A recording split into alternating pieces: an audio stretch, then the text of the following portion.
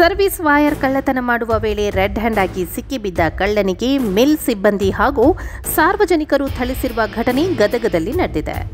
Cariappa circle ಬಳಿಯ mill ಕಚೇರಿ ಬಳಿ ಈ ಘಟನೆ ನಡೆದಿದೆ. 3 ವ್ಯಕ್ತಿಗಳಿದ್ದ ಗುಂಪು ಕಚೇರಿಗೆ ವಿದ್ಯುತ್ ಸಂಪರ್ಕ ನೀಡುತ್ತಿದ್ದ ವೈರ್ ಕತ್ತರಿಸಲು ಬಂದಿದ್ದರು. ಈ ವೇಳೆ ಒಬ್ಬ ಕಳ್ಳ ಸ್ಥಳೀಯರ ಕೈಗೆ ಸಿಕ್ಕಿಬಿದ್ದಿದ್ದಾನೆ. ಆತನನ್ನು ಸ್ಥಳೀಯರು ಹಿಡಿದು ಥಳಿಸಿ ಬಳಿಕ ಗದಗ ಶಹರ ಪೊಲೀಸ್ ಠಾಣೆಗೆ ಒಪ್ಪಿಸಿದ್ದಾರೆ. ಈ ವೇಳೆ ಅಷ್ಟೊಂದು ಕೂಸ ಬೀಳುತ್ತಿದ್ರೂ ಸಹ ಈ ಕಳ್ಳ ತಗ್ಗೋದೇ ಇಲ್ಲ ಅಂತ ಪುಷ್ಪ ಸಿನಿಮಾದ ಡೈಲಾಗ್ ಹೊಡೆಯುತ್ತಿದ್ದಾನೆ.